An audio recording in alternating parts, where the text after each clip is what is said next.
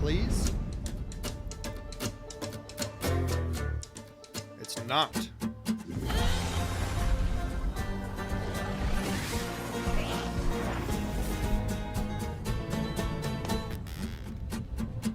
Hi, and welcome to Compulsion Games here in Montreal, Canada.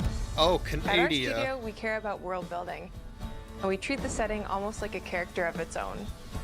From the magical noir of contrast to the alternate history of We Happy Few, we draw inspiration from the landscape to shape mood, drama, and intrigue. For South of Midnight, our third-person action-adventure game, the story and characters bring a folkloric Deep South to life. This gave us a chance to explore Southern Gothic themes with a dark fantasy twist.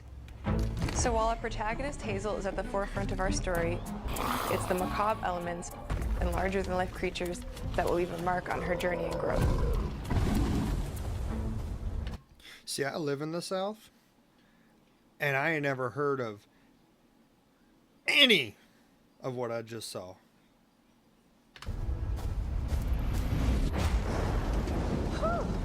It is really picking up out there. Ooh, they live in Louisiana. Mama, this ain't my first hurricane. I know what to do. Oh, As yeah, long as you didn't Florida, forget the Louisiana, Flashlight Alabama. and batteries. Oh, shoot, we got 5 minutes. Let's go. Won't be rushed if you didn't. Don't mumble. Speak on it.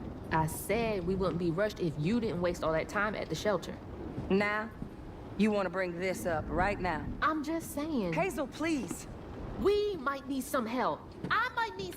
I do not like this art style. I'm not gonna lie to you. I don't think I'm gonna be playing this one. I'm sure other people will thoroughly enjoy it, but as of right now, just like Borderlands, I don't like the art style. Some help. While you're out helping everybody else. Hazel! Fuck your cup. Hazel! Look at you. Last thing you talked to was an argument. That's what you get for talking shit. Hazel may start her journey as a typical 19-year-old, but disastrous events will push her into a darkly magical world where she'll learn who she really is and how to tap into weaving. An ancient magical power that You don't redefines. You don't take the bottles off of cups. Huh? In case y'all don't know, the bottles on trees are to trap evil spirits, and she's over here just yanking them off. She didn't learn nothing from her grandma or her mama, whatever she calls her. She didn't learn a damn thing. Her trajectory in life. The land itself chooses Hazel as a weaver. Who? Someone who can see beyond the surface and tap into a deeper reality, the grand tapestry. Weavers can see the fabric binding our worlds, connecting people, nature, and echoes of the past. Keep those hands to yourself. Keep them Hazel hands to can yourself. perceive both the mystical strands and stigmas in the world. Through her newfound power, she reweaves these stigmas and mends the afflicted creatures she encounters. As Hazel discovers her power, the world gradually shifts into the surreal, revealing that creatures from the old folktales actually exist. You up here, my salvation. Among them is good old Catfish, the storyteller The Grande Gato. The big cat. who becomes both the guide and companion to Hazel across the game. It ain't every day I hear about a new weaver such as yourself. That is definitely Louisiana. He sounds like Gambit. Where my gumbo at? Would you kindly do your weaver thing and help me down? Meeting Catfish marks the true beginning of Hazel's journey. All of Hazel's arsenal and powers are designed around textile crafting and traditional spinning wheels. Her weapons include a spindle, 2 weaving hooks, and a distaff. Her magic abilities manifest with supernatural lace-like patterns, blending the traditional craft with mystical elements. Hazel engages with the world through a variety of movement abilities. Do y'all see that? If you direct your eyes to the left of the screen, there's yellow paint.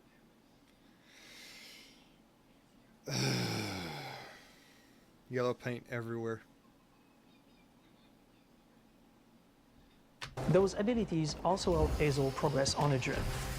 As her journey unfolds, Hazel will master new weaving abilities, using them to traverse the world, conjure objects, and confront adversaries.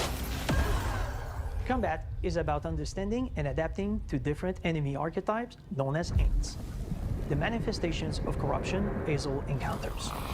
These Haints trap Hazel in combat until she unravels them, destroying them in the process. Each Aint has its own unique moveset, strengths, and weaknesses that you'll need to learn and adapt to. For example, the Slug burrows on the ground and unleashes devastating strikes from afar, while the Ravager closes the distance with chilling speed. Hazel can counter these threats with agile melee abilities to execute powerful combos. I will say, you know, so far I'm not crazy about this, but the hit stop when you're in combat, normally that's to emphasize like a really, really good hit. And it's hard to believe when she's using the little sticks in her hands. Jump attacks, and charge attacks. But close combat is risky and can backfire because Aints have powerful defensive abilities. Mastering your magical skills become the key to gaining the upper hand in combat. Push, pull, and weave are some of the spells at your disposal that give you a tactical advantage during a fight. Timing is everything. Pull distant enemies close to start melee combos. Get over here! Push them back to interrupt and stun their attack. Strikes. Spells interact uniquely with each enemy type, creating dynamic combat scenarios, especially when facing multiple types of opponents at the same time. Once near death, enemies can be unraveled, breaking their core and setting them free of their corruption, which has the added benefit of providing health boosts and reducing ability cooldowns. If you play your combos right, you can enhance Hazel's combat readiness and keep on chaining her abilities.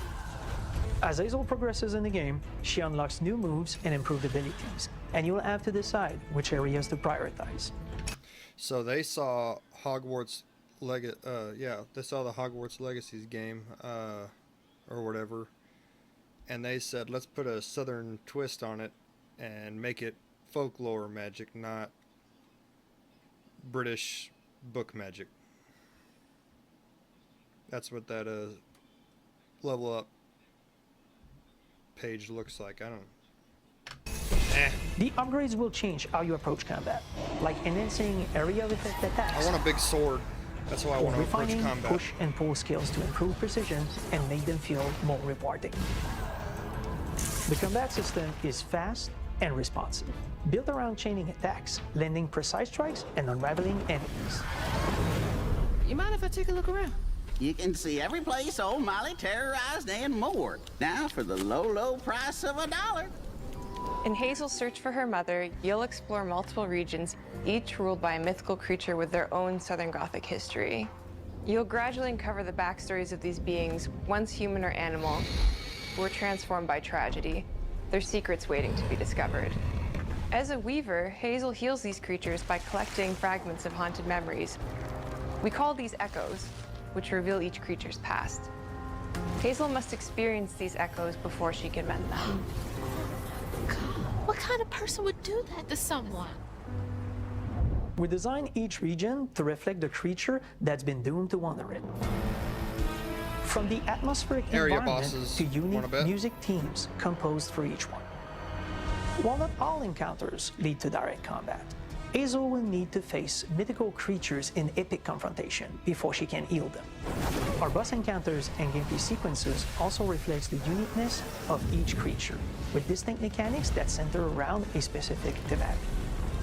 These encounters feature multiple phases that ramp up in complexity. As the encounters progress, the musical theme builds up, cranking the tension alongside the fight. Whether it's Two-Toed Tom or hugging Molly, each of these larger-than-life creatures is inspired by Southern folklore and lead to climactic battles. We got a long journey ahead. South of Midnight unfolds as a hero's journey, and as Hazel, you'll travel through a tapestry of Southern-inspired landscapes. From abysmal swamps to flooded farmlands, to the Appalachian peaks. In our magical south, decaying buildings reclaimed by nature stand moments away from a hungry Rougarou. And as Hazel delves deeper, reality bends ever more toward the fantastical. The history, landscape, and folklore of the American Deep South fill our world, and our team has infused the game with thoughtful details and environmental storytelling, like our bottle trees and haint blue porches, which are said to ward off evil spirits. The Way to the Past emerges as central themes, which you can see through old abandoned buildings and businesses struggling to survive. As you explore, you'll meet locals who stayed behind even in the face of a hurricane. That's why I'm the last person left here. All those damn haints. This part of the river's filthy with them. Artistically, we're staying true to our Moody Compulsion signature style.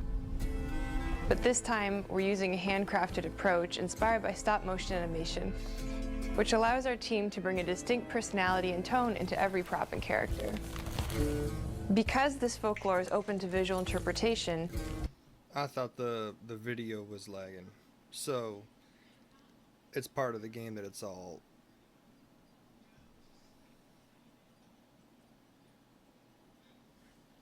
What do y'all think about that?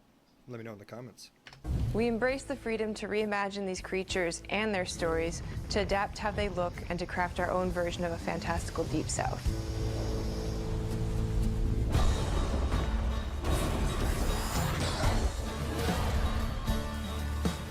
At Compulsion Games, we love to craft around central themes. We're lucky to have talent across all our disciplines that collaborate to give South of Midnight such a unique personality. We hope you enjoyed this deep dive into South of Midnight. We're thrilled to announce that the game will launch on April 8th, and pre-orders are now available on Xbox and Steam.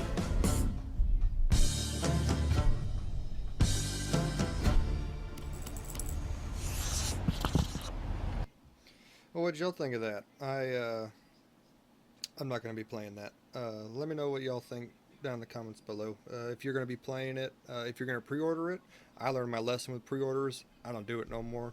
But I won't be playing that game.